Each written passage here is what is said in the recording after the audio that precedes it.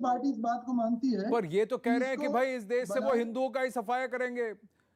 देखिए कल मैं आपको बताऊं विजय कौशिक जी, कल 32 साल होंगे, 32 साल होंगे कि अपने ही देश में, अपने ही प्रदेश से हिंदुओं को पलायन करना पड़ा था। और ये आज से 32 साल पहले कश्मीर में हुआ था। अब उसी को दोहराने की बात जो उत्तर प्रदेश में करता है, उसको आपने कांग्रेस पार्टी ने अपनी पार्टी में शामिल किया है।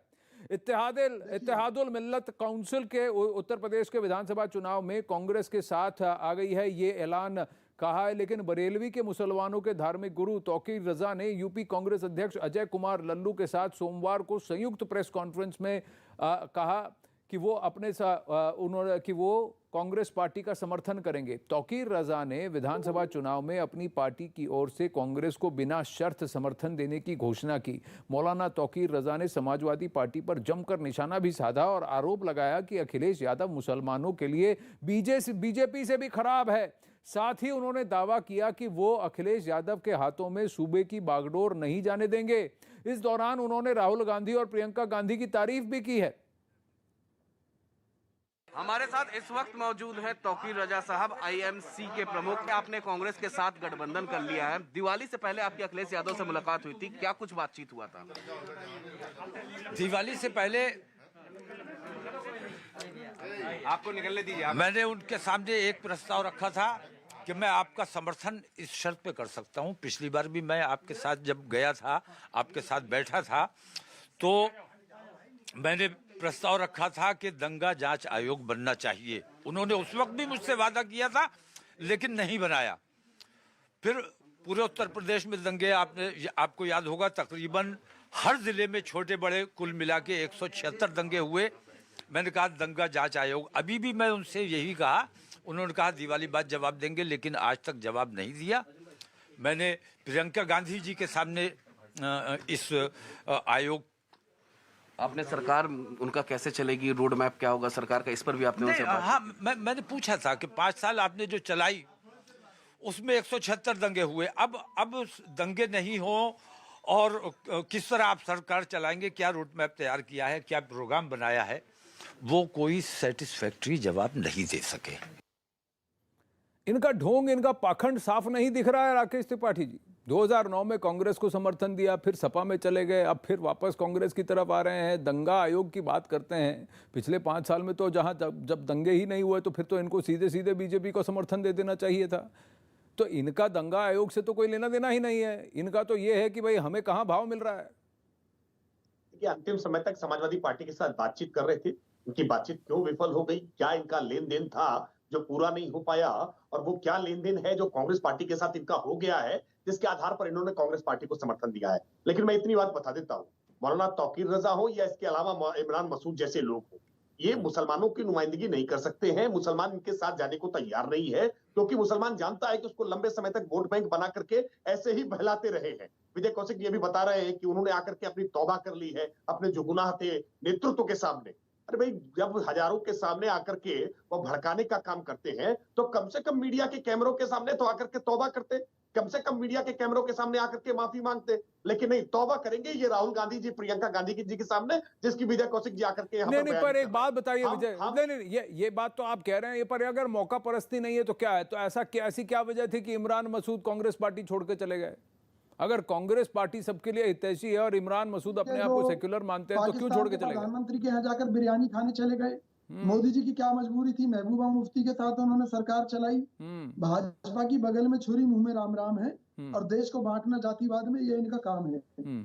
मैं आपको स्पष्ट कह रहा हूं। अच्छा, देश को जातिवाद में बांटने का काम बीजेपी का है, जबकि दलितों की बात, दलितों को अलग से निकालकर बात करने की बात, ओबीसी और बैकवर्ड कास्ट की बात करना, वाल्मीकि की बात करना, ब्राह्मण ठाकुर की बात करना, ये सब कोई पॉलिटिकल पार्टी आज तक नहीं करती आई है। मंडल कमंडल का काम और किसी पार्टी ने कभी किया? कांग्रेस पार्टी तो कभी करती ही नहीं है। कांग्रेस पार्टी तो कभी करती ही नहीं है। नहीं, हम तो देखो सर्वधर्म सद्भाव में विश्वास रखते हैं। हाँ, सर्वधर्म संभाव है ना। मैं तो जातिवाद की बात कर रहा हूँ, और जातिवाद वो भी हिंदू प्रथा में ही, सनातन प्रथा में ही, हिंदू धर्म के अंदर ही जातिवाद होता है। मुसलमानों में आप शिया, सुन्नी, बरेलवी, देवबंदी, ये सब तो आप नहीं करते हैं, इस्माइली, बोहरी नहीं करते हैं, लेकिन हिंदुओं में करेंगे। नहीं, हिंदुओं में मुझे बताइए ना, सरकार कर रही है। कौन सी सरकार कर रही है?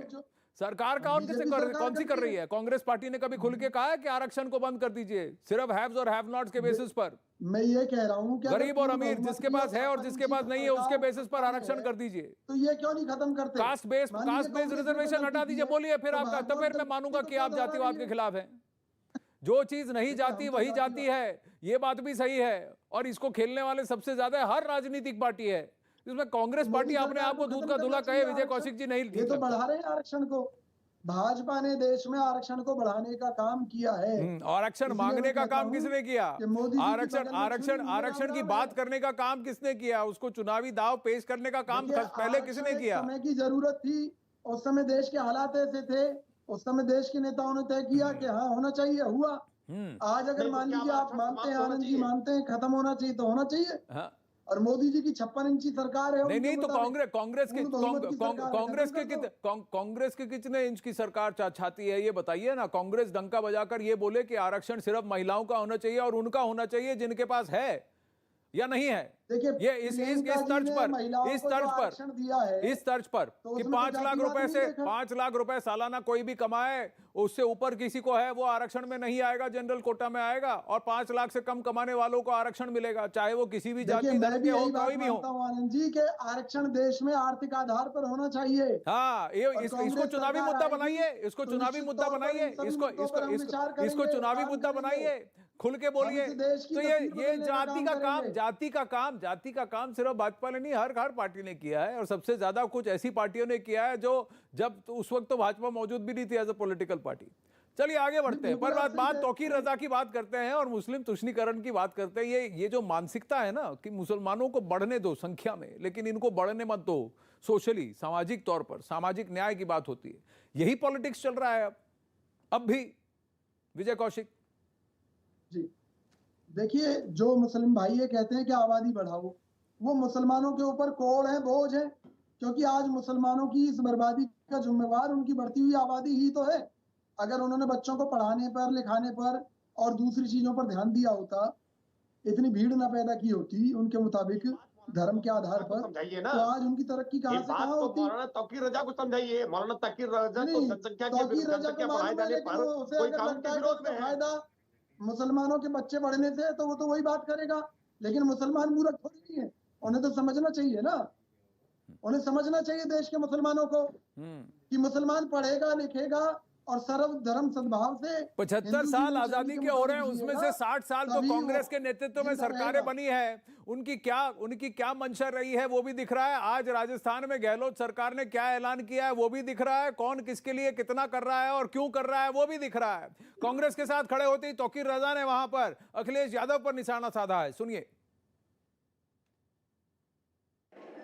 भारतीय जनता पार्टी की सरकार किसी कीमत पर नहीं बनने देनी है, लेकिन अखिलेश यादव की सरकार, मुझे लगता है कि भारतीय जनता पार्टी से ज्यादा, खास तौर से मुसलमानों के लिए अगर कोई खतरनाक सरकार हो सकती है तो वो अखिलेश यादव की सरकार हो सकती है।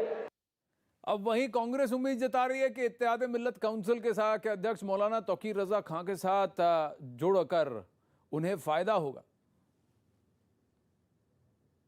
आपका एक अलायंस हुआ है, उस अलायंस में कहा जा रहा है बड़ा मजबूती से चुनाव लड़ा जाएगा। हाँ, निश्चित तौर से आदरणीय तौकीर रजा साहब ने कांग्रेस पार्टी को समर्थन दिया है और मैं समझता हूं कि उत्तर प्रदेश में कांग्रेस पार्टी को मजबूती मिलेगी। और जिस तरह कांग्रेस पार्टी ने लगातार किसान, नौजवान, गांव, गरीब के मुद्दों पर सड़कों पर संघर्ष किया है, उत्तर प्रदेश एक नए बदलाव की तरफ है और कांग्रेस पार्टी सरकार बनाने जा रही है। तौकीर रजा साहब ने प्रेस कॉन्फ्रेंस में ये भी कहा कि बीजेपी को तो हटाना है, योगी सरकार को हटाना है, लेकिन अखिलेश यादव के शासनकाल में 2012 से लेकर 17 तक 176 दंगे हुए हैं। देखिए, जो पिछला इतिहास है उसको कोई भूल नहीं सकता।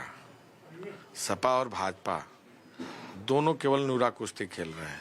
आप देख रहे हैं योगी जी अखिलेश यादव पर, अखिलेश यादव योगी जी पर। लेकिन मैं समझता हूं कि उत्तर प्रदेश की तासीर और तस्वीर क्या है। दोनों ने एक एक करके लूटा है उत्तर प्रदेश को। बताइए राकेश त्रिपाठी, अजय लल्लू जो कह रहे हैं, आप क्या कहेंगे?